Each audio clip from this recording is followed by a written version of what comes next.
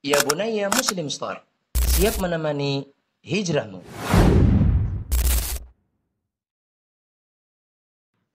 Ya Bunaya Muslim Store, siap menemani hijrahmu.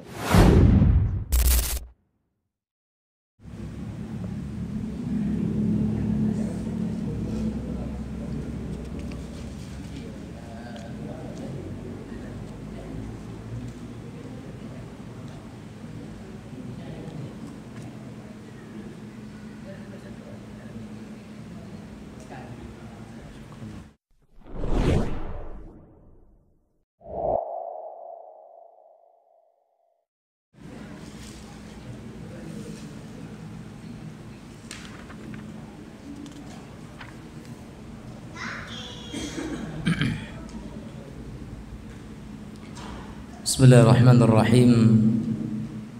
Assalamualaikum warahmatullahi wabarakatuh. Innal hamdalillah nahmaduhu wa nasta'inuhu wa nastaghfiruh wa na'udzu billahi ta'ala min shururi anfusina wa min sayyiati a'malina. May yahdihillahu fala mudilla lahu wa man yudlil fala hadiya lahu. أشهد أن لا إله إلا الله وحده لا شريك له وأشهد أن محمدا عبد الله ورسوله صلى الله وسلم وبارك عليه وعلى آله وصحبه ومن سار على نهجه وتمسك بسنته إلى يوم الدين وسلم تسليما كثيرا. أما بعد، معاشر المسلمين المسلمات jamaah yang dirahmati oleh Allah Subhanahu wa taala, puji syukur kita panjatkan kepada Allah Subhanahu wa taala yang alhamdulillah pada kesempatan malam yang mulia ini di tempat yang terbaik, juga dalam kondisi yang terbaik, di keadaan yang terbaik, dalam kegiatan yang terbaik, Allah Azza wa Jalla berikan kenikmatan ini kepada kita bersama. Dan semoga kenikmatan ini terus kita rasakan sebagai bentuk taufik dari Allah Azza wa Jalla kepada hambanya, dan sebagai bentuk tanda cinta Allah Subhanahu wa ta'ala kepada hambanya. Karena tidaklah seorang hamba di akhir-akhir hayatnya mereka itu melakukan ketaatan kepada Allah kecuali itu adalah merupakan tanda cintanya Allah kepada hamba tersebut. Nabi sallallahu alaihi wasallam beliau pernah menyatakan, innallaha idza ahabba qauman atau idza ahabba al-'abda ista'malah. Sesungguhnya Allah Azza wa Jalla ketika cinta kepada seorang hamba, maka Allah Azza wa Jalla akan menggunakannya. Para sahabat bertanya kepada Rasulullah, kaifa ista'malahu ya Rasulullah? Bagaimana Allah Azza wa Jalla memakai seorang hamba? Maka Rasulullah sallallahu alaihi wasallam menyatakan, yuwaffiquhu li'amalin salihin qabla al-maut. Allah Subhanahu wa taala berikan kepada hamba tersebut taufik untuk beramal salih sebelum matinya, sebelum wafatnya. Rasa iri yang kita dapatkan kepada orang tua kita yang hadir di sini, yang di usia senja mereka duduk bermajelis, sementara mungkin kita yang masih bertenaga, kita yang masih cukup muda, kita belum bisa memastikan bagaimana kita di usia tua kita. Apa yang kita lakukan di usia tua sebagaimana mereka saat ini tua. Maka mudah-mudahan kita yang muda saat ini berada di dalam amal saleh, dalam majelis, mudah-mudahan di usia tua kita juga seperti keadaan kita di masa muda yang seperti ini, atau bahkan lebih baik daripadanya. Allahumma amin. Dan kita doakan orang tua kita yang saat ini mereka berada dan bersama dengan kita di majelis ini, Allah Azza wa Jalla satukan mereka dan bersama kita di dalam surga Allah Azza wa Jalla untuk meraih kenikmatan dan kelezatan di dalamnya. Allahumma amin. Salawat dan salam kita sampaikan kepada Nabi kita yang mulia Muhammad sallallahu alaihi wasallam. Semoga salawat dan salam terlimpah tercurah kepada keluarga beliau, juga kepada sahabat-sahabiat beliau, juga kepada segenap mereka yang istiqamah di dalam mengikuti syariat beliau sallallahu alaihi wasallam hingga hari kiamat kelak. Kaum muslimin muslimat sekalian yang dirahmati oleh Allah Azza wa Jalla, Nabi kita yang mulia alaihi salatu wassalam pernah membuat sebuah atau pernah melakukan sebuah perbuatan yang perbuatan itu diceritakan oleh Sahal ibn Sa'ad As-Sa'idi radhiyallahu taala anhu, bahwasanya beliau menyatakan, wa laqad ra'aitu Rasulullah sallallahu alaihi wasallam qama alaihi fakabbara wa kabbara an-nas wara'ah wa kabbara an-nas wara'ah wa huwa 'ala al-minbar thumma rafa' fanazala al-qahqara hatta sajada fi asli al-minbar thumma 'ada ثم حتى فرغ من آخر صلاته ثم أقبل على الناس فقال يا أيها الناس إني صنعت هذا لتأتموا بي ولتعلموا سنتي ولتعلموا صلاتي. Kata Sahal bin Sa'ad As-Sa'idi radhiyallahu taala anhu, aku pernah melihat Rasulullah sallallahu alaihi wasallam mengimami di atas mimbar. Beliau sallallahu alaihi wasallam mengimami para sahabat itu di atas mimbar. Fakabbar wa kabbaru nasu wara'ahu. Kemudian Rasulullah SAW bertakbir, maka sahabat yang lain pun mereka juga ikut bertakbir di belakang Rasulullah sallallahu alaihi wasallam. Thumma rafa'a fanazala al-qahqara hatta sajada fi asli al-mimbar. Kemudian Rasulullah sallallahu alaihi wasallam beliau bertakbir untuk ruku', kemudian beliau i'tidal, ya, sampai kemudian beliau mundur ke belakang. Setelah itu beliau sujud di asal mimbar atau di dasar mimbar, sehingga beliau sujud di tanah ketika itu.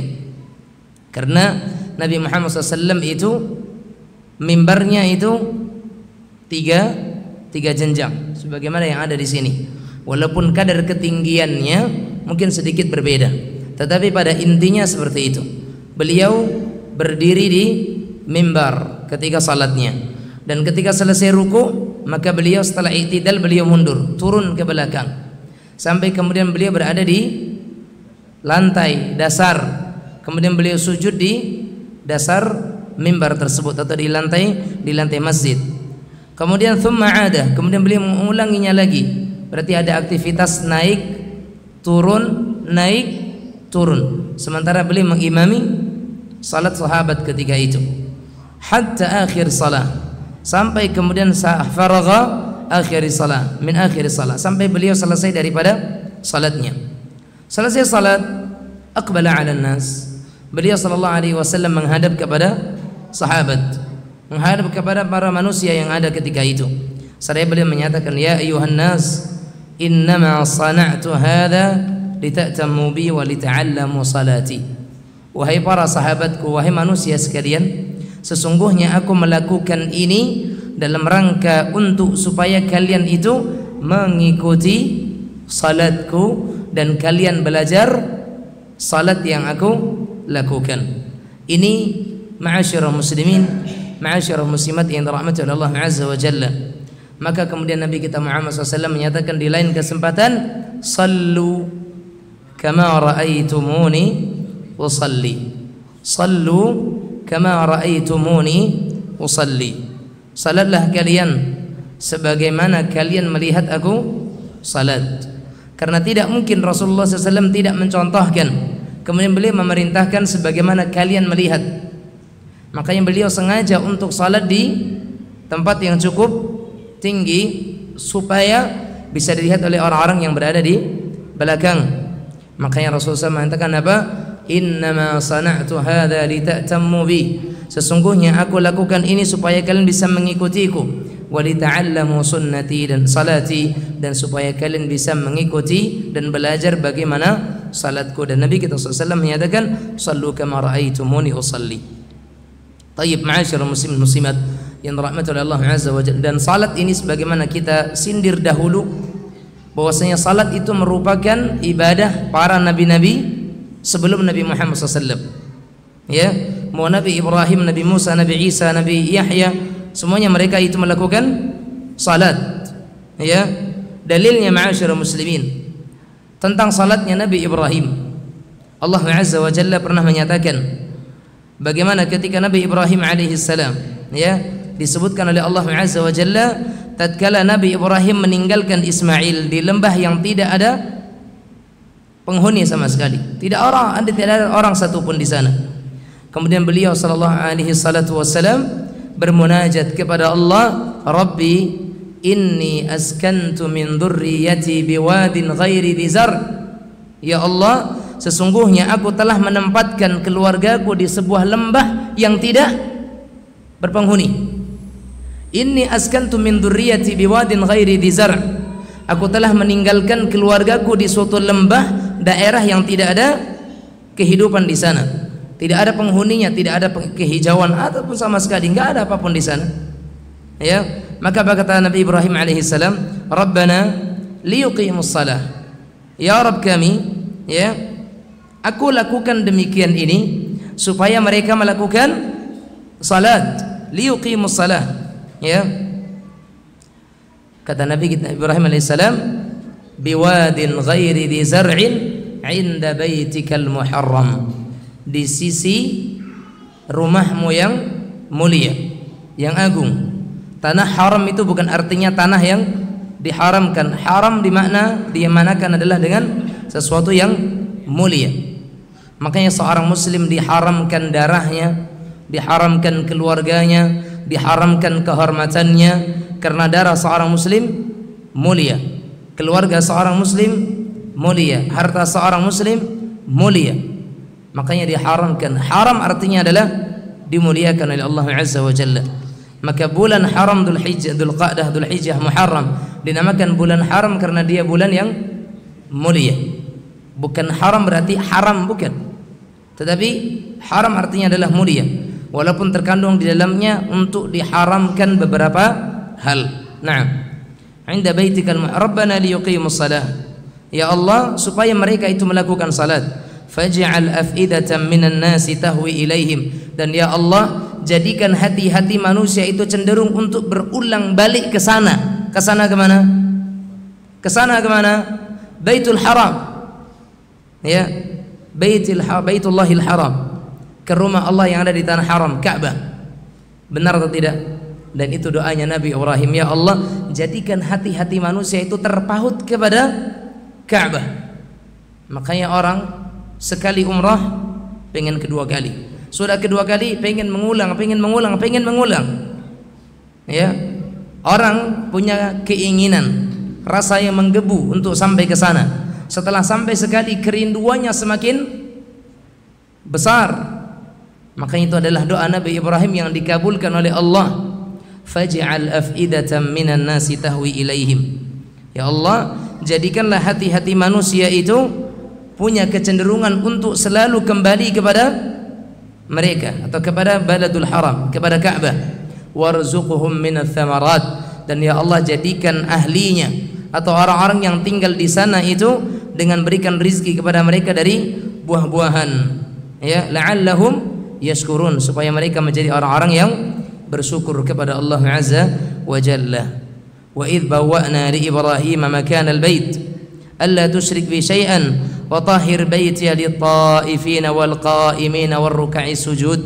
Kata Allah Azza wa Jalla, dan ingatlah ketika kami berikan tempat kepada Ibrahim di tempat Baitullah, dan dengan mengatakan, Allah katakan kepada Ibrahim, ya, alla tusyrik bi syai'a, jangan engkau sekutukan aku dengan sesuatu apapun. Wa tahhir baiti, dan sucikanlah rumahku ini untuk apa? Lit-ta'ifin, untuk orang-orang yang mereka melakukan tawaf, wal qa'imin, dan orang-orang yang mereka mendirikan salat, war ruk'i sujud, dan orang-orang yang mereka akan rukuk dan sujud di dalamnya. Maka kemuliaan tanah Ka'bah itu sejak Nabi Ibrahim alaihissalam, dan di situ awal mula kehidupan Mekkah.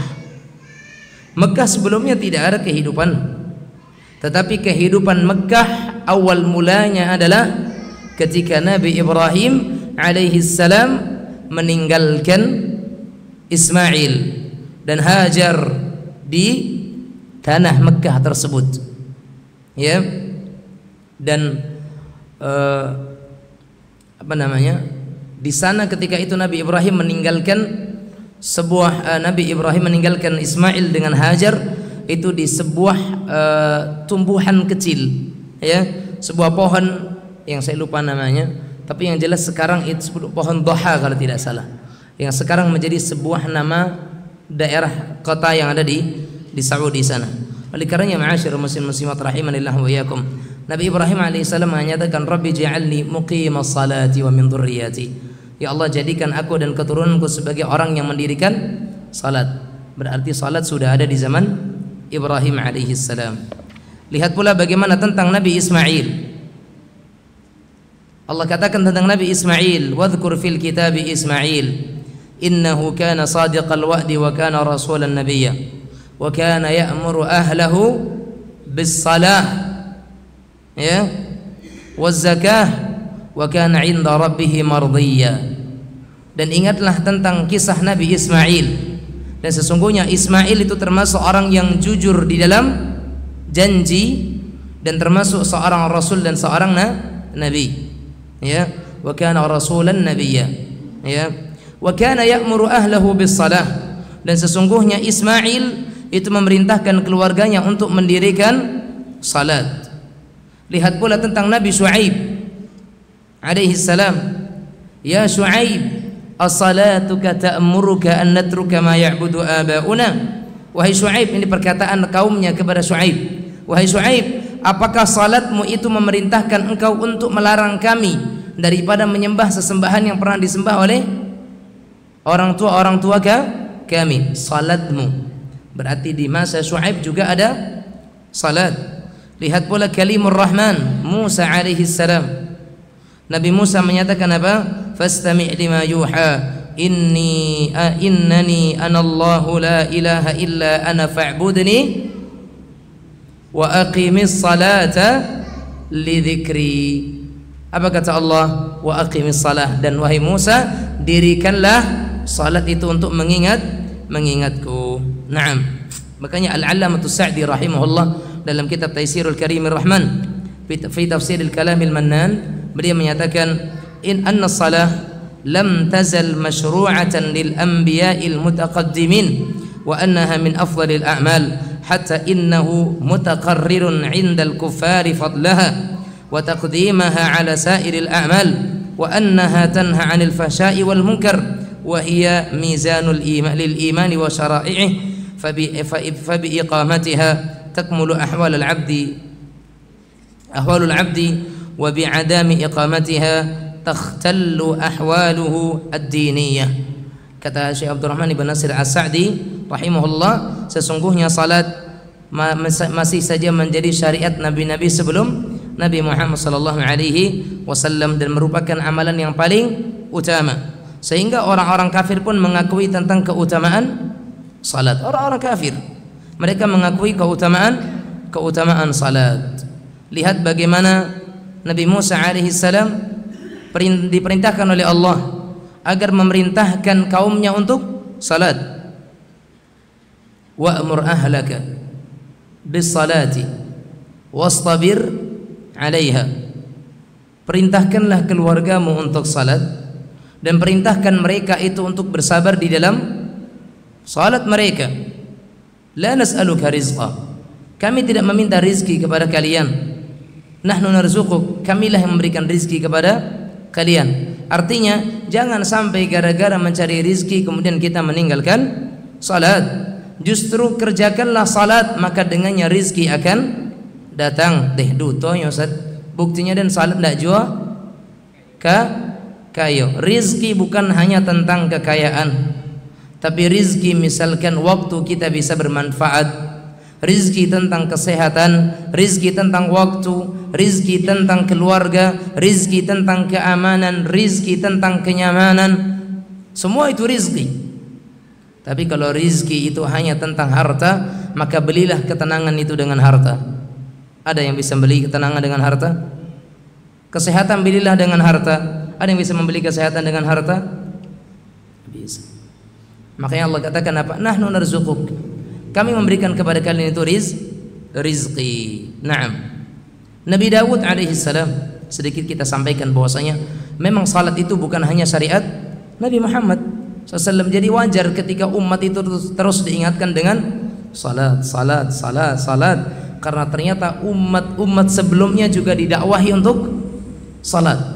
Nabi Dawud alaihi salam, ketika Allah Azza wa Jalla menyampaikan bahwasanya Nabi Dawud ingin bertaubat kepada Allah dan kembali kepada Allah, maka Allah Azza wa Jalla terangkan bahwasanya Nabi Dawud tidak memiliki cara kecuali dengan salat. Fastaghfara rabbahu thumma kharra raki'an wa anab. Kemudian Nabi Dawud beristighfar kepada Allah, setelah itu tersungkur untuk ruku' dan sujud serta kembali kepada Allah. Berarti Nabi Dawud saja ketika ingin bertaubat kepada Allah dan tidak ada cara, maka cara yang terbaik adalah apa? Dengan salat. Itulah dia ma'asyiral muslimin, ma'asyiral muslimat sekalian yang dirahmati Allah tabaraka wa taala. Nabi Sulaiman alaihi salam juga salat. Ya, Nabi Sulaiman juga salat, dan Nabi Yusuf alaihi salam juga salat. Nabi Isa juga salat. Dan tidak ada satupun nabi yang disebutkan dalam Al-Quran kecuali ada kaitannya dengan salat, disebutkan tentang salat-salat mereka. Hanya saja yang menjadi bagian perlu untuk kita ketahui adalah bagaimana tata cara salat Nabi dan Rasul sebelum Nabi Muhammad sallallahu alaihi wasallam. Bagaimana tata cara salat para nabi dan rasul terdahulu? Apakah sama dengan salatnya umat Nabi Muhammad SAW ataukah berbeda?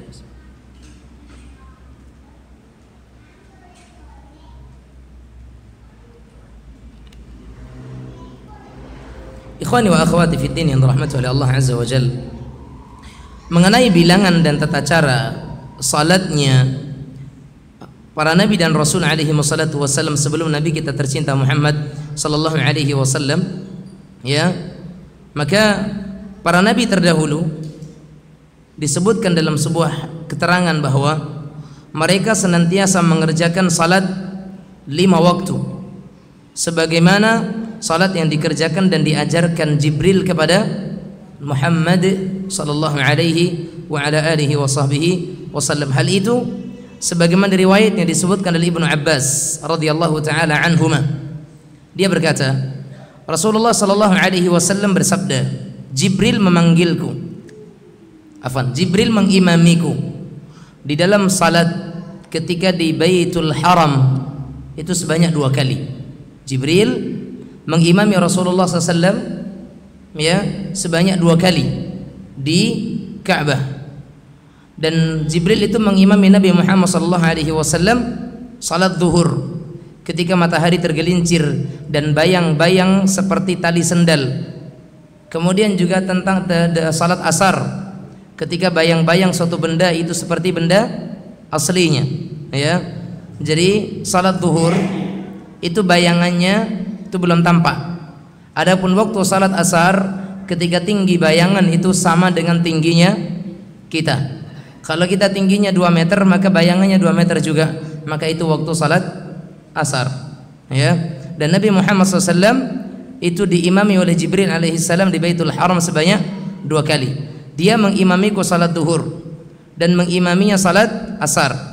Kemudian dijelaskan bahwasanya ketika salat maghrib, ya, ketika orang-orang sedang berbuka. Dijelaskan pula ketika salat isya ketika awan merah sudah hilang. Ketika salat subuh dijelaskan oleh Jibril kepada Nabi Muhammad SAW, yaitu ketika fajar itu atau ketika orang yang puasa itu sudah berhenti dari makan dan minum. Itu kata Nabi kita yang mulia alaihi salatu wasallam sebagaimana disebutkan oleh Ibnu Abbas. Kemudian ketika itu dia menoleh ke arahku seraya Jibril berkata, wahai Muhammad, ya, waktu salat antara 2 waktu ini merupakan waktu salatnya para nabi-nabi sebelumku. Adapun umat-umat terdahulu maka telah datang dalil, ya, yang menunjukkan bahwasanya Bani Israel itu salatnya kurang dari 5 waktu, ya.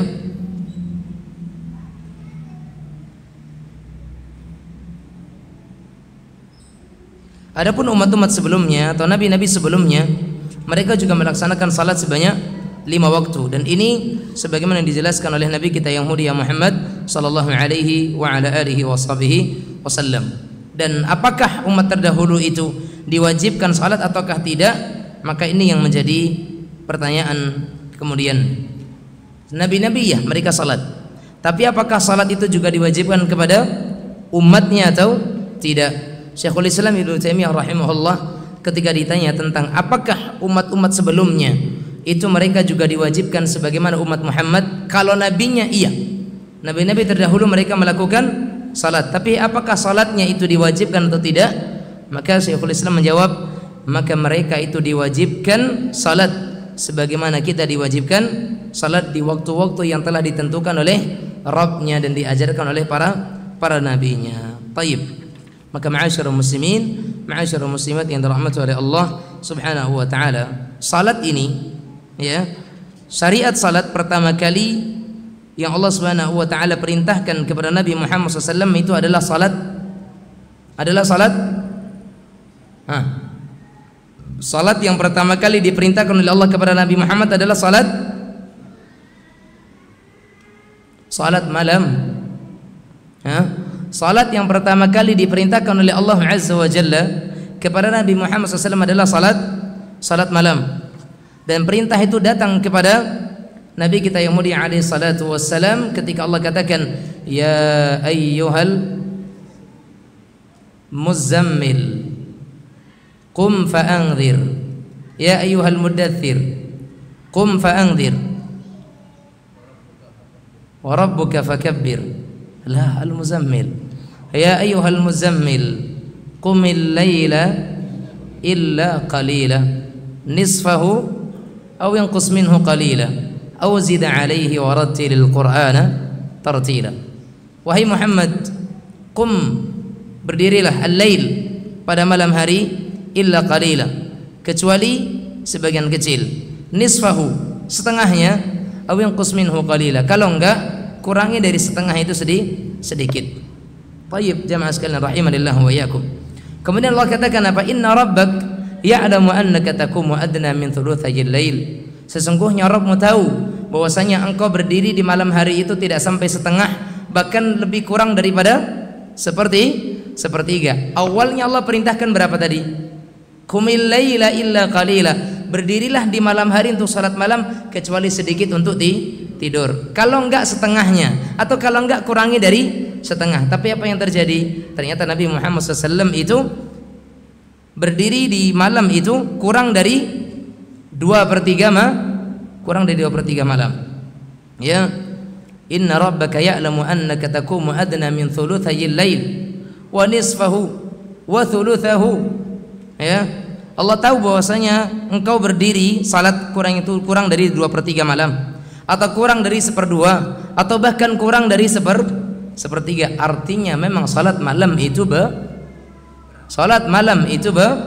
berat. Lihat Nabi Muhammad SAW, dikatakan oleh Allah Azza wa Jalla terkadang kurang dari 2/3, terkadang kurang dari setengah, terkadang kurang dari 1/3. Kalau kita jarang yang 1/3, iya kan? Bahkan nyaris tidak ada. Subhanallah. Dan ini memang berat. Salat malam itu berat. Dan itu yang pertama kali diperintahkan oleh Allah kepada Nabi kita Muhammad sallallahu alaihi wa ala alihi wasallam. Makanya kata Allah, faqra'u ma tayassara minal Qur'an. Ya, kalau karena memang salat itu berat, maka isi setelah salat itu dengan apa? Membaca Al-Qur'an. Ya, membaca Al-Qur'an. Muqatil dan juga Ibnu Kaisan, beliau pernah mengatakan, kana hadha bi Makkah qabla an tufrada salawatul khams, thumma nusikha dhalika bis salawatil khams. Dan perintah salat malam ini sebelum datangnya perintah salat 5 waktu. Kemudian wajibnya salat malam dihapuskan setelah Rasulullah sallallahu alaihi wasallam mendapatkan perintah salat 5 waktu. Oleh karenanya jemaah sekalian rahimanillah wa iyyakum, salat yang pertama kali diwajibkan oleh Allah kepada Rasul kita Muhammad SAW adalah salat 5 waktu. Kemudian Allah Azza wa Jalla mewajibkan beliau untuk salat Salat lima waktu. Ya, salat malam pertama kalinya. Dan Nabi dengan para sahabatnya mereka sempat salat malam selama 1 tahun. Diwajibkan setahun. Kalau sempat diwajibkan kepada kita salat malam, gimana kira-kira ya? Subuh aja banyak yang telat dah. Subuh banyak yang telat. Bukan telat lagi, kesiangan. Ya, matahari sudah panas baru salat subuh. Bagaimana kalau diwajibkan kepada kita sebagaimana kewajiban para sahabat sebelumnya dahulu? Salat malam wajib misalkan. Ampun. Ya. Maka masya Allah ya. Allah Azza wa Jalla jadikan salat wajib yang 5 waktu, ternyata nilainya bagi Allah Azza wa Jalla itu adalah 50. Baik, jemaah sekalian yang dirahmati Allah Azza wa Jalla. Bahkan pernah dulu diperintahkan atau disyariatkan salat 5 waktu itu, mau zuhur, mau asar, mau maghrib, mau isya, ya, itu dengan salat 2 rakaat, ya. Faradallahu salata hina faradaha rak'atain fil hadari was safari fa uqirrat salatu safari wa zida fi salatil hadar. Pada masanya dahulu, awalnya salat 5 waktu itu, mau subuh, mau zuhur, mau asar, mau maghrib, mau isya, semuanya 2 rakaat pada awalnya. Sebagaimana Aisyah radhiyallahu taala menyatakan apa? Dahulu Allah Azza wa Jalla memfardukan salat itu rak'ataini fil hadari wa fis safar.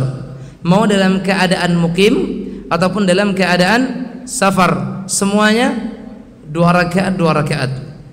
Sampai akhirnya ditetapkanlah ketentuan untuk safar itu 2 rakaat dan untuk mukim ditambah bilangannya. Yang zuhur dan asar dengan isya 4, yang maghrib menjadi 3, ya. Yang 2 tinggal subuh. Mana yang enak? Kata Aisyah radhiyallahu taala anha, faridatis salatu rak'atain thumma hajara Nabi sallallahu alaihi wasallam fa faridat 4 wa turikat salatu safari 'ala al-ula. Pada masanya dahulu ketika di Mekkah, salat itu 2 rakaat. Sampai kemudian Nabi Muhammad SAW hijrah, sehingga diwajibkan salat itu ada yang 4 rakaat. Sedangkan salat di safar itu masih sebagaimana semula, yaitu 2 rakaat. Jadi asal salat itu memang qasar, 2 rakaat. Namun setelah kemudian Nabi Muhammad SAW hijrah ke kota Madinah, maka kemudian salat itu menjadi 3 maghrib, 4 asar, zuhur dan isya. Itu setelah hijrahnya Rasulullah sallallahu alaihi wasallam. Juga dalam riwayat Aisyah yang lain, faridat salatu safari wal hadri rak'atain. Falamma aqama Rasulullah sallallahu alaihi wasallam bil Madinah zida fi salatil hadri rak'atan wa turikat salatul fajri li tulil qira'ah wa salatul maghribi li'annaha witrun nahar. Dijelaskan lagi oleh Aisyah, salat ketika safar dan mukim dahulunya diwajibkan oleh Allah sebanyak 2 rakaat. Ketika Rasulullah berada di kota Madinah, maka ditambahkan 2 rakaat pada salat ketika mukim. Sedangkan salat subuh dibiarkan seperti semula karena bacaannya panjang. Ini sebenarnya salat subuh itu bacaannya panjang. Masih pagi nak kemana? Masih pagi. Motong Ustaz. Ndak ajukan bapak jam bonau salat subuh. Karena ya palingan 10 menit, 15 menit paling lama. Itu pun enggak lama kok. 15 menit untuk beribadah kepada Allah Subhanahu wa taala. Adapun untuk maghrib maka dibiarkan 3 karena maghrib itu merupakan witir, ya. Artinya witir adalah witirnya bagi siang, witirnya bagi siang hari, sehingga dia dibikin di 3. Naam. Kemudian jamaah sekalian yang dirahmati Allah Azza wa Jalla, di pembukaan ini Ustaz Firanda hafizallahu taala beliau menyatakan apa? Perubahan kiblat dari Baitul Maqdis menuju Ka'bah. Perubahan kiblat dari Baitul Maqdis menuju Ka'bah. Dan dikenal di sana itu ada istilahnya masjid qiblatain. Masjid qiblatain, ya.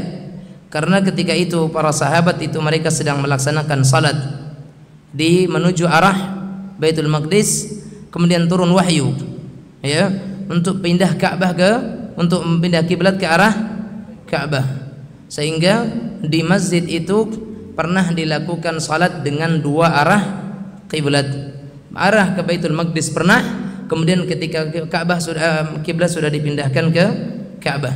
Sebenarnya bukan hanya masjid itu saja, banyak rata-rata masjid yang ketika itu ada maka mereka mengalami perpindahan kiblat, tetapi yang dikenal dengan masjid kiblatain hanya satu, dan hakikatnya yang menjadi masjid kiblatain itu banyak, tapi tidak mungkin semuanya dinamakan dengan kiblatain. Orang bingung kiblatain yang mana? Oh, kiblatain yang situ kan gitu. Masjid Taqwa misalkan, Masjid Taqwa aja bingung karena rata-rata masjid ini takwa, sini takwa, sini takwa. Masjid Al-Falah juga banyak, Masjid Al-Jihad juga banyak, Masjid Al-Muhajirin juga banyak, kan begitu. Muhajirin yang mana? Makanya di kiblatain hanya ditetapkan satu masjid, yang lain sudah diberikan nama-nama yang lain. Tetapi jemaah sekalian, memang rata-rata nama masjid kalau di tanah haram atau di daerah Saudi itu rata-rata masjid dengan nama-nama sahabat. Rata-rata ya, rata-rata dengan nama sahabat ya. Ada juga dengan nama mutabarri'nya, dengan nama orang yang membangunnya juga banyak ya, tapi rata-rata itu dengan nama-nama sahabat ya. Tidak ada iskal insyaallah, karena itu penamaan saja ya. Makanya ada masjid-masjid di tengah perjalanan dinamakan dengan Masjid Al-Musafirin, masjidnya para musafir ya, karena di tengah-tengah perjalanan tuh orang yang singgah musafir. Ini masjid ini juga termasuk di antara masjid musafirin nih, karena orang yang singgah banyak musafirnya. Ya kan begitu. Ala kulli hal tidak ada masalah dalam masalah penamaan. Naam. Oleh karenanya jemaah sekalian rahimanillah wa iyyakum, ketika Mekah atau ketika di Mekah Rasulullah sallallahu alaihi wasallam mengerjakan salat ketika itu menghadap ke arah Baitul Maqdis ya, yaitu dengan menjadikan Ka'bah itu berada di belakang beliau awalnya ya.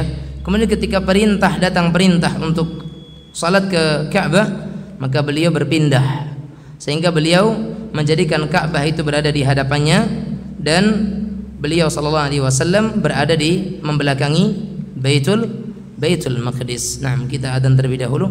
Wassallallahu wasallam ala nabiyina Muhammad wa ala alihi washabihi wasallam.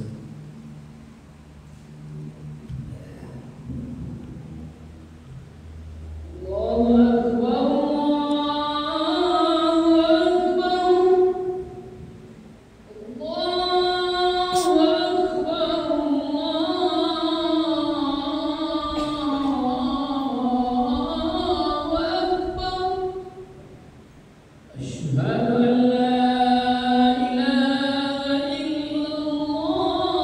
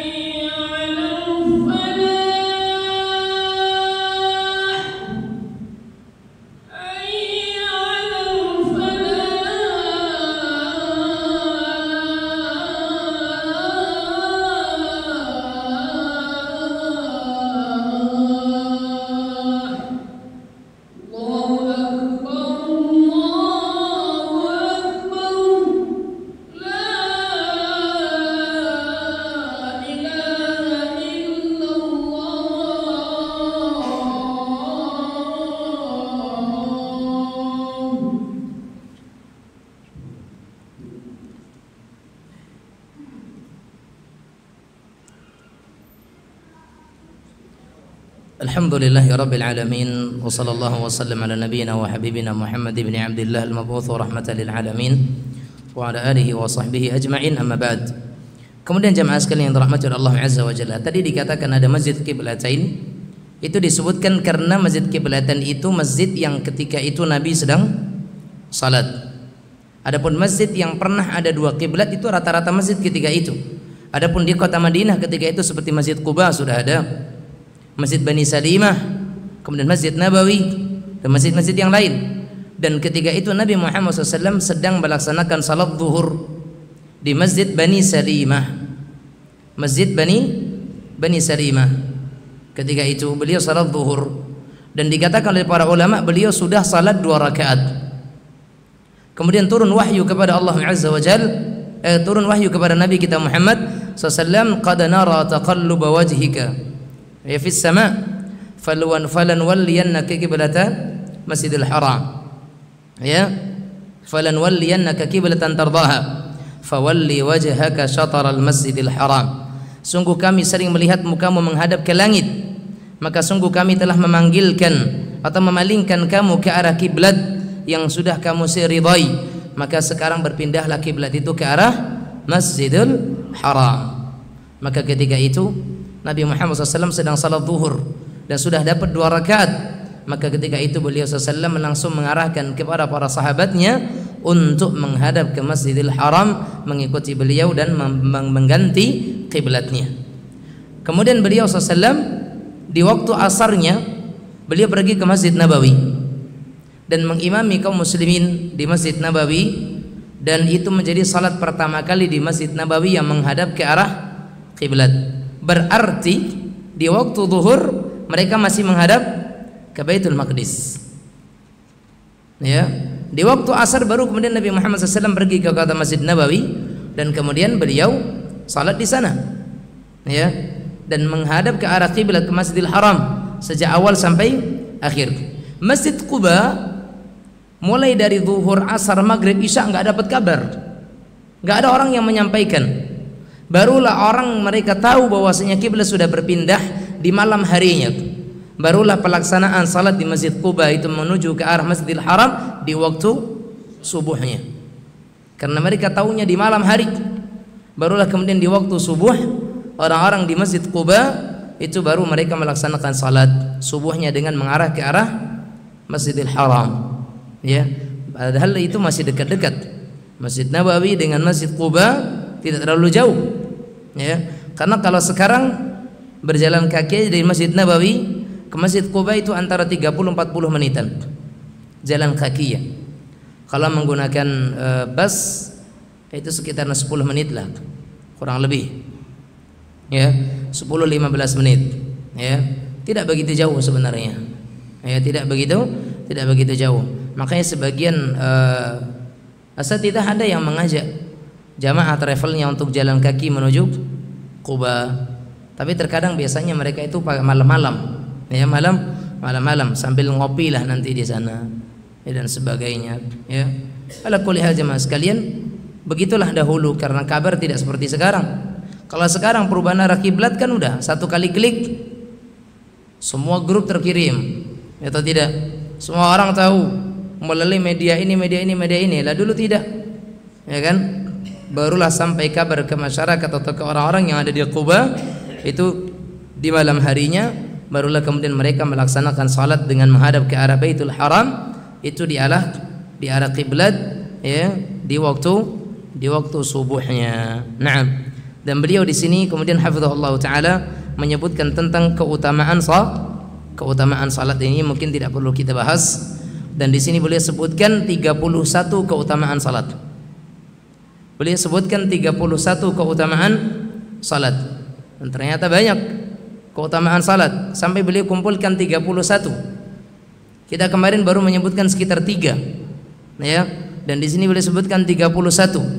Tayyib, maka ma'asyiral muslimin, ma'asyiral muslimat yang dirahmati oleh Allah tabaraka wa taala, buku yang beliau tulis ini buku yang bagi saya sangat luar biasa lengkapnya. Ya, karena menanti beliau sebelum memulai bab salat, beliau sedikit mengawalinya dengan bab taharah. Karena itu penting. Kita belajar salat iya. Tapi kalau kita tidak belajar wudu sebelum salat, kita belajar salat, na'am, kita belajar tentang babus salah, bekal salat sesuai dengan salat Rasulullah SAW. Tapi kalau tidak belajar wudunya, gimana? Maka perlu satu pertemuan nanti dalam bab untuk kita belajar tentang taharah, tentang wudu dan bab yang taharah yang lainnya, sehingga nanti kita akan tahu ternyata wudu yang benar seperti ini, wudu yang benar seperti itu, tayamum yang benar begini, tayamum yang benar begitu. Barulah nanti kita masuk kepada babus salat. Dan di awal bab ini setelah beliau menyebutkan keutamaan salat, beliau menyebutkan tentang adab-adab mendatangi salat. Bagus atau tidak? Sangat bagus.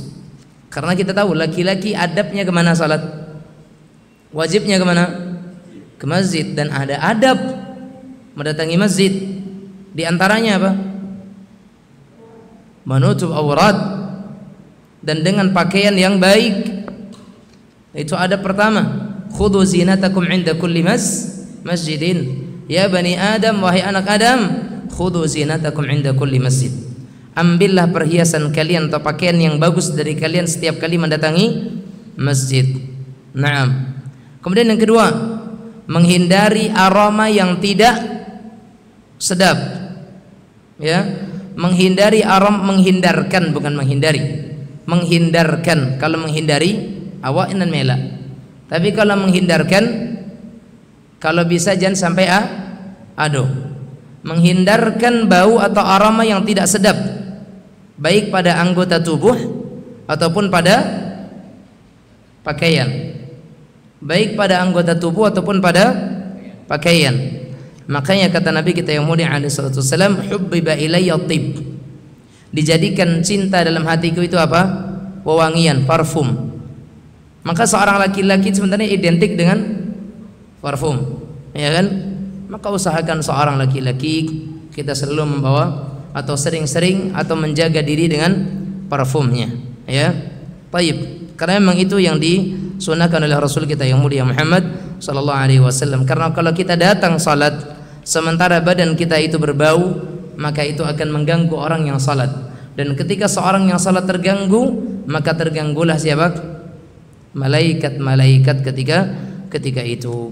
Naam, itu yang kedua. Yang ketiga, berjalan ke masjid itu penuh dengan ketenangan, ya. Ijan bagalusuh apa? Ya, kosak, ya, kosak-kosak, ya, terburu-buru, ya, tidak perlu. Kata Nabi kita yang mulia alaihi salatu wassalam, ya, idza uqimatis shalah fala ta'tuha tas'aun wa atuha tamshun alaikum bisakinah fama adraktum fasallu wa ma fatakum faatimmu. Kata Rasulullah sallallahu alaihi wasallam, kalau iqamah sudah dikumandangkan, maka janganlah kalian mendatanginya dengan tergesa-gesa. Inilah qomat lailailah. Jangan terlambat dia saat, makanya jangan terlambat. Kalau iqamah sudah dikumandangkan, maka janganlah tergesa-gesa, ya. Fa'tuha tamsun, tapi datanglah kalian dengan cara berjalan kaki santai. Fa'alaikum bisakinah, hendaknya kalian iringi dengan ketenangan. Fama adraktum fasallu, apa yang dapat ikuin. Wa ma fatakum fa'atimmu, anan terlambat cukuin. Kan itu yang dapat diikuti, yang terlambat dilengkapi, itu saja mudah.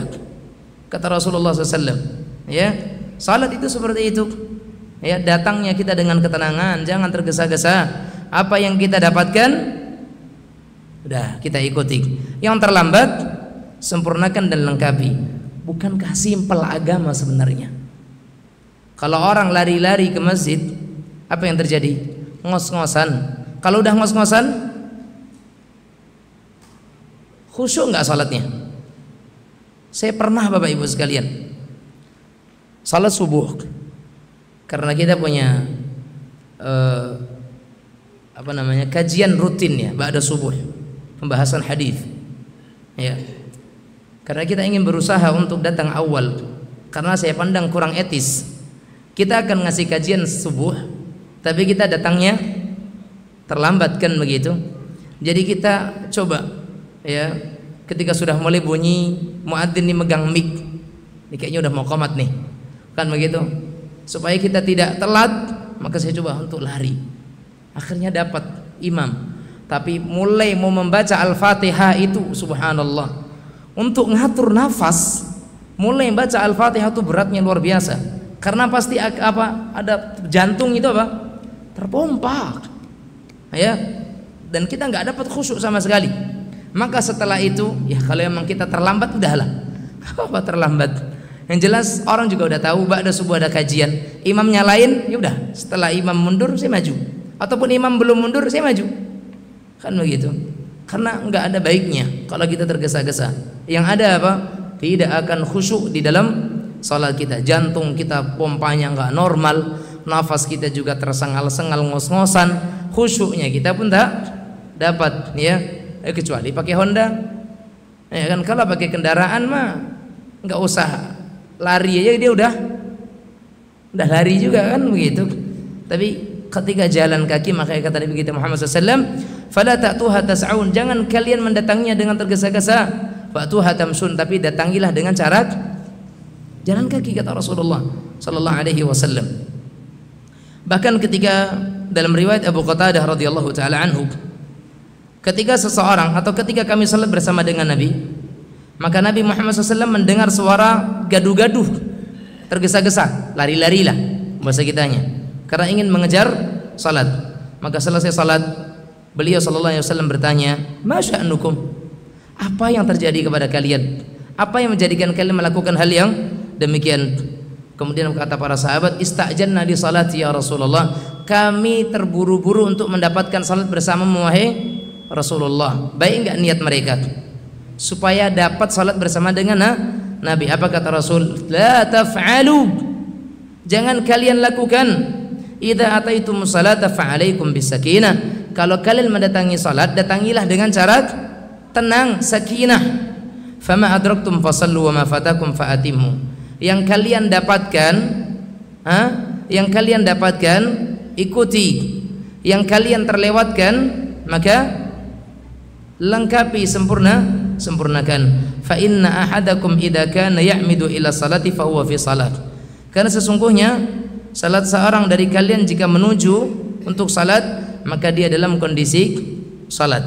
Memang dia belum salat, tapi ketika dia jalan menuju salat, maka dia sudah terhitung salat. Dia sudah terhitung salat. Oleh karena itu jemaah sekalian yang dirahmati Allah Azza wa Jalla, jangan tergesa-gesa. Dan adab yang berikutnya, solusi untuk supaya tidak tergesa-gesa, tidak terlambat, berarti apa?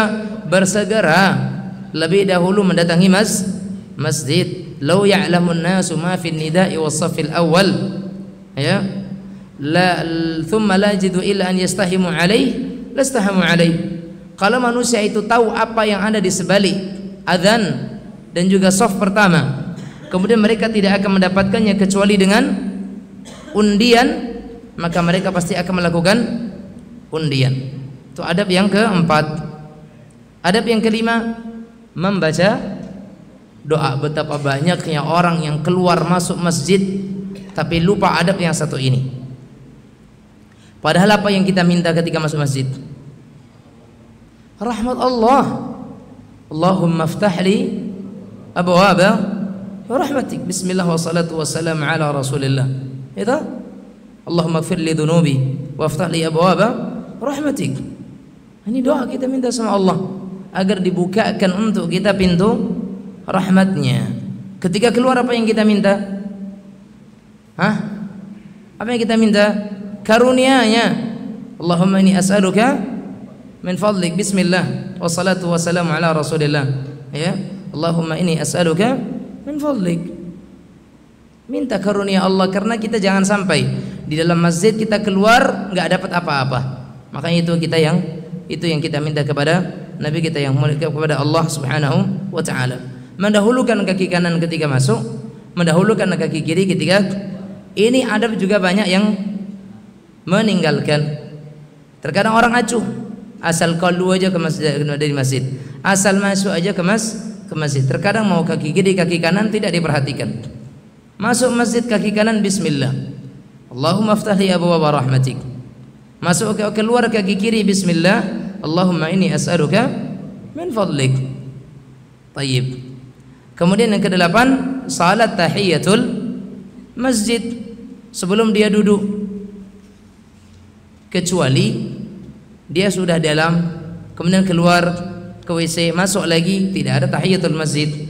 Tahiyatul masjid di kedatangan pertama, ya, di kedatangan pertama. Karena ada orang yang sebentar-sebentar kentut, ke WC lagi, masuk lagi, ke WC lagi, masuk lagi, maka cukup di kedatangan awal dia salat tahiyatul masjid. Nah, kemudian bolehnya tidur atau rebahan atau istirahat di dalam masjid dan tidak terlarang dalam hal ini, dan ini sudah maklum insyaallah. Nah, yang terakhir adalah yang berikutnya, tidak melakukan transaksi jual beli di dalam masjid. Ini tidak boleh melakukan transaksi jual beli di dalam masjid, tidak boleh. Dan yang dinamakan dengan transaksi itu adalah akadnya. Transaksi itu adalah akadnya.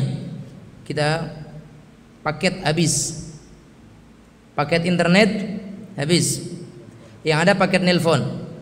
Akhirnya kita telepon kawan, tukang pulsa, tolong isikan pulsa, berapa harganya? Atau tolong isi paket nomornya ke bapak yang ada paketnya sekian bapak ogo. Iyalah, belilah itu. Apa namanya nih? Apa namanya? Udah akad, walaupun pembayarannya belum, tetapi inti jual beli adalah akadnya. Kalau bayar hutang jual beli dalam masjid boleh. Misalkan kita di kedai, pas di kedai kita ngambil, saya ambil ini, beli ya, oke. Ternyata nggak cukup uangnya, tapi sudah ada kesepakatan harganya sekian. Ketemunya di masjid, ya udah kita bayar utang, kemarin saya beli ini kurang harganya, boleh. Karena tidak ada jual beli, tapi adanya bayar hutang. Jual belinya udah, karena yang dinamakan jual beli itu adalah akadnya, proses terjadinya dan kesepakatan itu dinamakan dengan jual beli. Yang suka check out online, Shopee dan sebagainya, ya jangan di masjid, karena Anda sedang melakukan akad. Tayyib. Karena itu adalah transaksi dan hukumnya tidak dibolehkan melakukan transaksi jual beli di masjid. Atau mengumumkan barang hilang, itu nggak boleh. Bagi para jamaah sekalian yang merasa menemukan dompet berwarna hitam dengan begini-begini, itu nggak boleh, ya, itu tidak boleh. Tapi kalau mengumumkan barang temuan boleh. Bagi yang merasa kehilangan sesuatu, maka temui pengurus masjid. Itu boleh, karena dia bukan mencari, tapi mengumumkan orang yang kehilangan. Tapi kalau mencari, mengumumkan barang hilang, bagi jamaah sekalian ada yang melihat handphone saya dan sebagainya, itu nggak boleh. Mengumumkan barang hilang di masjid tidak boleh. Tapi kalau menyampaikan adanya barang temuan, boleh. Ya, Allahu ta'ala alam. Kemudian adab yang berikutnya, tidak boleh mengeraskan suara di dalam masjid, artinya teriak-teriak, ya, tidak boleh hal itu dilakukan. Itu bagian daripada adab di dalam masjid. Kemudian tidak boleh menyilang, ini mungkin ya, tidak boleh, maaf kalau ada yang sedang, tidak boleh menyilangkan jari jemari. Tahu menyilangkan? Menyilangkan itu begini, ya. Tidak boleh menyilangkan jari jemari di masjid sebelum salat ditegakkan. Sebelum salat ditegakkan, setelah adzan. Ya, misalkan setelah adzan Isya menjelang iqamah, maka kita jangan begini. Karena itu dilarang oleh Nabi kita yang mulia sallallahu alaihi wa ala alihi wasallam. Itu tidak dibolehkan, ya. Kata Nabi kita wasallam, ya, fala yasbikanna baina asabihi, dan janganlah dia itu menjalinkan jari jemarinya. Itu tidak boleh. Termasuk di antaranya yang tidak boleh adalah mendetak-detakkan apa? Apa mendetak-detakkan? Membunyi-bunyikan tangan sebelum salat ditegakkan, jangan. Ya. Kalau enggak sebelum adzan boleh, atau setelah salat nantinya. Ya. Apa saat itu pun tidak boleh. Bukan masalah apanya dan sebagainya. Begitulah Rasulullah sallallahu alaihi wasallam syariatkan. Kalau sekiranya hal sepele itu saja Anda tidak mau melakukannya, maka bagaimana dengan hal yang berat? Sepele enggak tuh? Cukup tidak menganyam, cukup tidak membunyikan tangan aja berat. Terus kita tentang itu, subhanallah. Jamaah sekalian, mulai dari hal-hal kecil kita harus mulai tunduk dan patuh kepada Rasulullah sallallahu alaihi wa ala alihi wasallam. Naam. Dan itu mungkin yang paling penting di dalam masalah adab-adab yang terkait dengan masjid. Wallahu taala alam bisawab. Insyaallah taala kita lanjutkan pada pertemuan berikutnya dengan bab-bab yang setelahnya. Wallahu alam. Mungkin ada pertanyaan satu atau dua? Kalau ada, silakan Pak.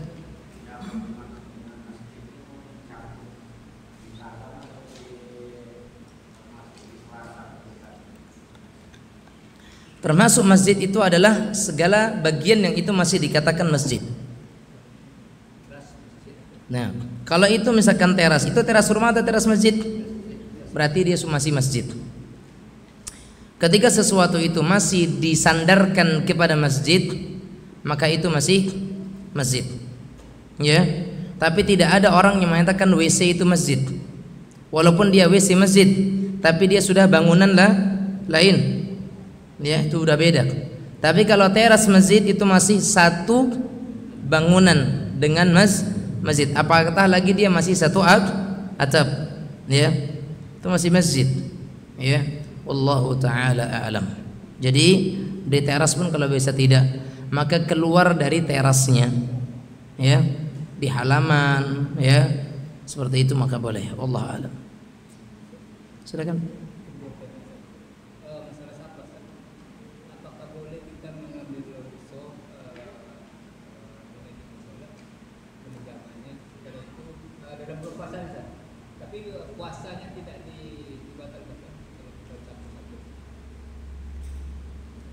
Salatnya diqasar, puasanya tidak dibatalkan, nggak apa-apa.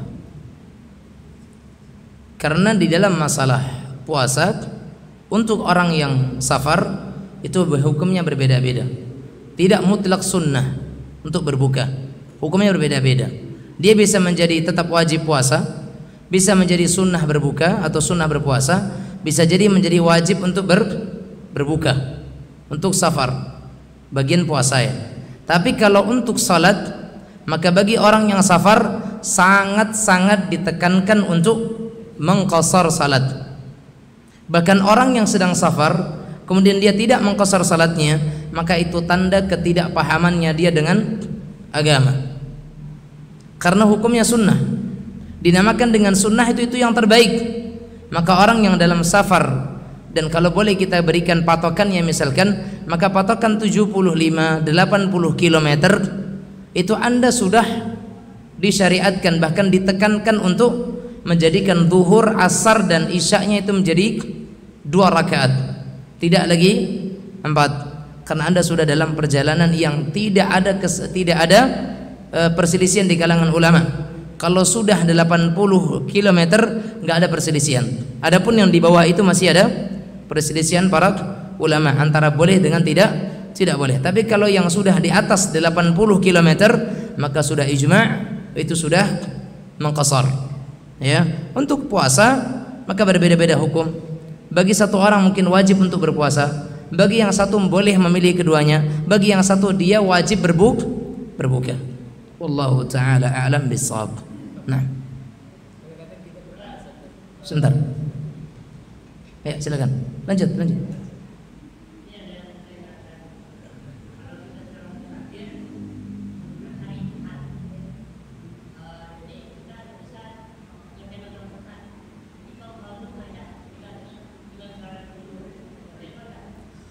Orang yang musafir, bagi musafir itu ada beberapa keringanan. Pertama puasa, yang kedua salat, termasuk di dalamnya salat Jumat. Orang yang musafir gugur baginya kewajiban Jumat.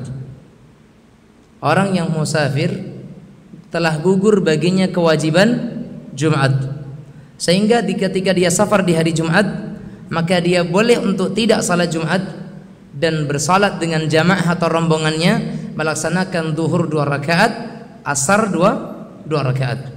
Dan memang telah gugur kewajiban Jumat bagi seorang musafir dan tidak wajib bagi dia, sehingga hukumnya boleh.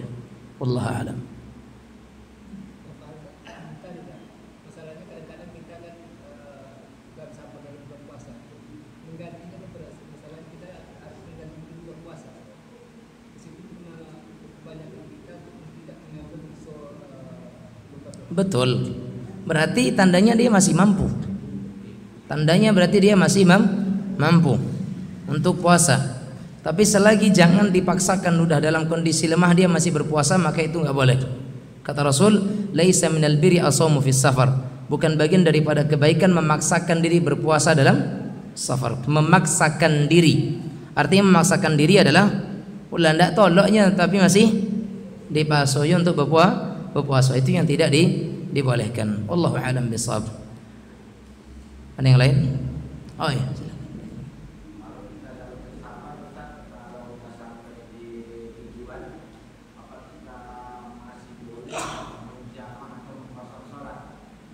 Masih boleh untuk menjamak dan maqsar salat kalau kita sudah sampai di tujuan, selama kita bukan berniat untuk mukim di sana.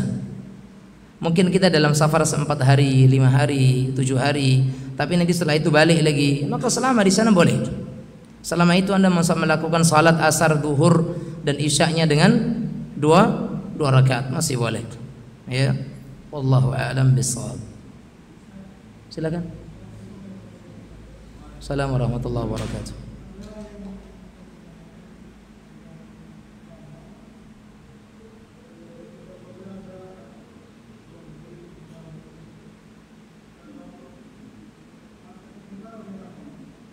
Akad nikah. Akad nikah bukan jual beli. Akad nikah bukan jual beli. Ya.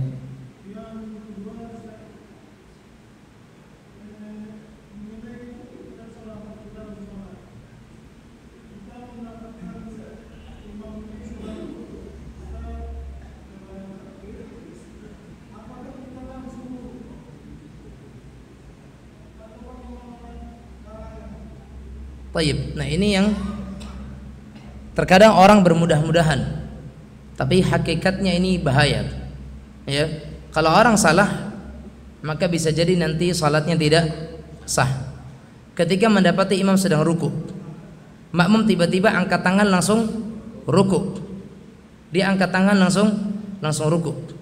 Ya, taib. Ma'asyiral muslimin muslimat rahimanillah wa iyyakum. Sebagian ulama menyatakan, kalau kita menganggap bahwasanya di dalam syariat takbiratul ihram itu ada mengangkat tangan, maka jangan sampai takbiratul ihram mengangkat tangan itu menjadi takbir intiqal, takbir perpindahan. Maka yang benar, jangan jadikan mengangkat tangan pada takbiratul ihram itu bergabung dengan takbiratul intiqal. Jangan digabung. Kalau Anda mengangkat tangan langsung ruku, maka itu jadi takbir perpindahan untuk ruku dan Anda belum takbiratul ihram. Sehingga hal yang seperti itu dinilai oleh para ulama sebagai orang yang belum memulai salatnya. Ini adalah salat tapi ulun mulai. Itu seperti apa Ustaz? Caranya adalah ketika orang ruku, ya, ketika imam sedang ruku, kita mau salat, maka kita Allahu Akbar, kemudian Allahu Akbar ruku. Bukan Allah langsung ruku. Itu salah. Itu akan berakibat takbir itu adalah takbir perpindahan dari berdiri ke ruku. Itu jadi takbir perpindahan. Sementara untuk mengawali salat adalah takbiratul ihram, bukan takbir intiqal. Maka yang benar ketika imam ruku atau imam sedang sujud, kita mau ngejar, yang benar adalah Allahu Akbar, kemudian Allah, atau mau angkat, enggak angkat itu terserah. Karena mengangkat tangan di takbir intiqal itu sunnah.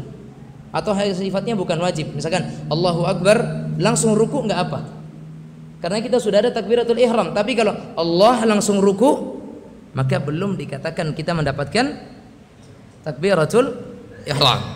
Maka itu yang penting untuk diketahui. Wallahu a'lam. Silakan.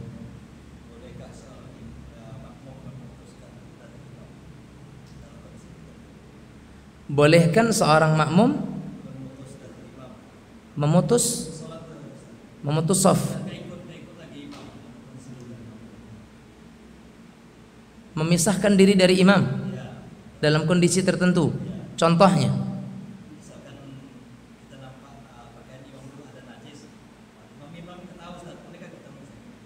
berarti kita memisahkan diri, kita salah sendiri, enggak boleh. Enggak boleh. Itu mufariqul lil jamaah.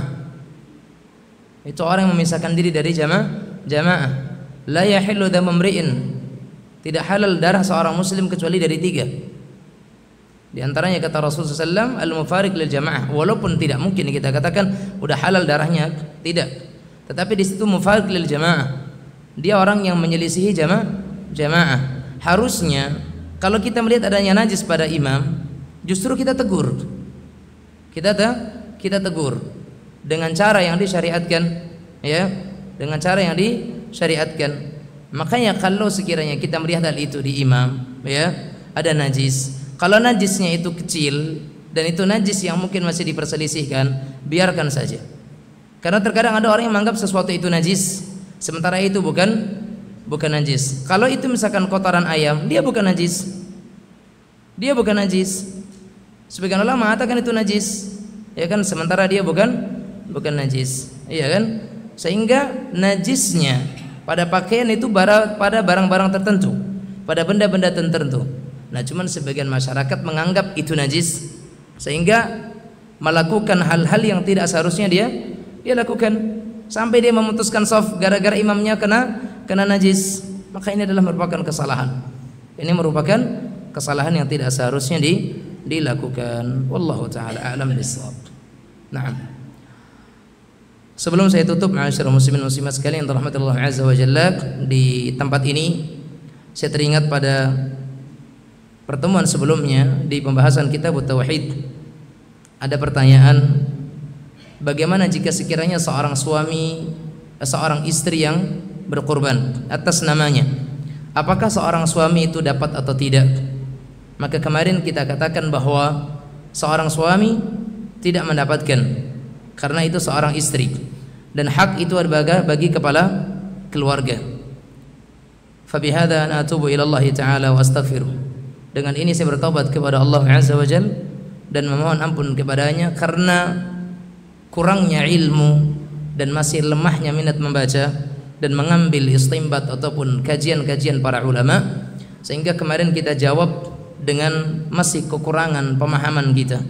Maka dari ini kita mengklarifikasi dan kita mengkoreksi jawaban kita di pekan yang lalu, bahwa para ulama kita menjelaskan bahwa ketika seorang istri berkorban atas namanya, kemudian dia niatkan untuk keluarganya secara keseluruhan, imma itu bagi yang sudah meninggal untuk orang tuanya, ayah dan ibunya, kemudian untuk keluarganya, suami dan anak-anaknya, maka niatan istri itu pun didapatkan oleh suaminya.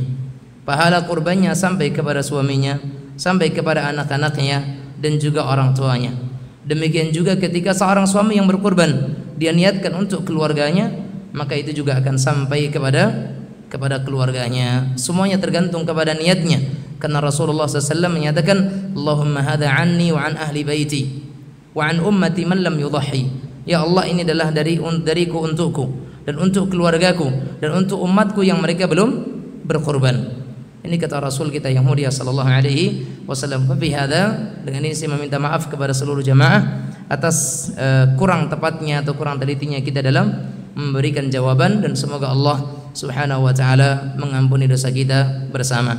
Dan bagi seorang dai, tidak halal bagi dia untuk menyembunyikan kesalahan hanya karena malu untuk menyampaikan sesuatu yang benar. Justru seorang dai itu ketika dia pernah memberikan jawaban sesuatu yang salah, maka dia harus berani menyatakan itu salah dan menyampaikan jawaban yang benar. Dan ini semuanya adalah karena kekurangan kita dalam ilmu dan lemahnya kita dalam masalah pengetahuan. Semoga Allah Subhanahu wa taala memberikan taufik kepada kita bersama. Maka hilanglah keresahan bagi ibu-ibu yang di belakang dan tenanglah bapak-bapak yang di depan jika istrinya yang berkorban. Wallahu taala a'lam bissawab.